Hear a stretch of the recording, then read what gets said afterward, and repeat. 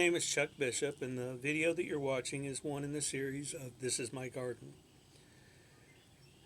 I started these videos because back in 2014 I got hurt.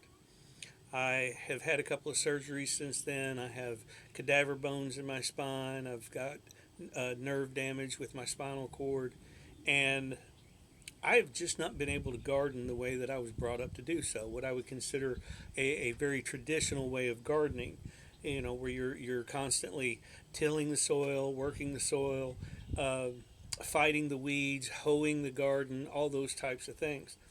And I'm just not able to keep up with the garden the way that I used to. So over the last few years, I've spent some time exploring and looking and researching and trying to find different ways to make it easier on myself. Now, if you've seen my first two videos, you saw about the bag planting.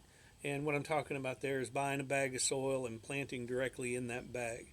Last fall, we planted the garlic that way. The onions we planted earlier this spring, and then here just a week or so ago we planted the lettuce.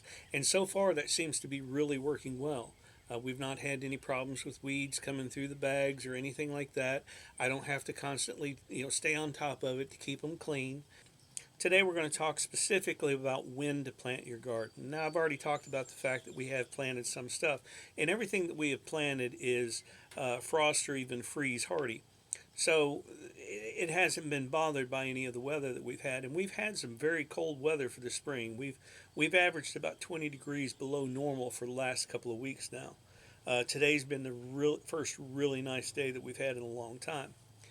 Now, we had a frost yesterday morning, and if you're looking at the extended forecast, chances are that's going to be the last frost of the year.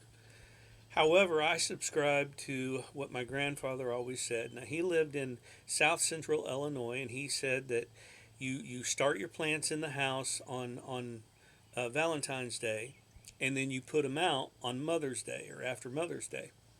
And the reason that I have subscribed to that is I've been living on this ridge now for a little over 15 years. And the latest frost we have ever had up here in that time came year before last. It happened on the night of Mother's Day. Now, that is a late frost for my area, which is important to understand is your area, your location. I am just outside of the city of Mount Sterling, Kentucky, about 6 miles, the gateway city to the Appalachian Mountains. I'm at 840 feet above sea level. And as I said earlier, the latest frost that we've ever had, or at least over the past 15 years, came on Mother's Day a couple of years ago. And that information is very easy to find out. If you happen to live in a new location or whatever the case may be, you can go to the Google and that will help you. That will help you find out that information. So once you know that, then your planting season is pretty much decided for you. Now, there are a lot of people who have different rules of thumb that they follow, which is fine. Some people are going to tell you 33 days after you hear the first spring peepers, or 2 weeks after you've hit your 70 degrees for the first time, or a whole bunch of other different things, rules of thumb that you can find. And one of the most common ones around here is Derby Day, which takes place tomorrow.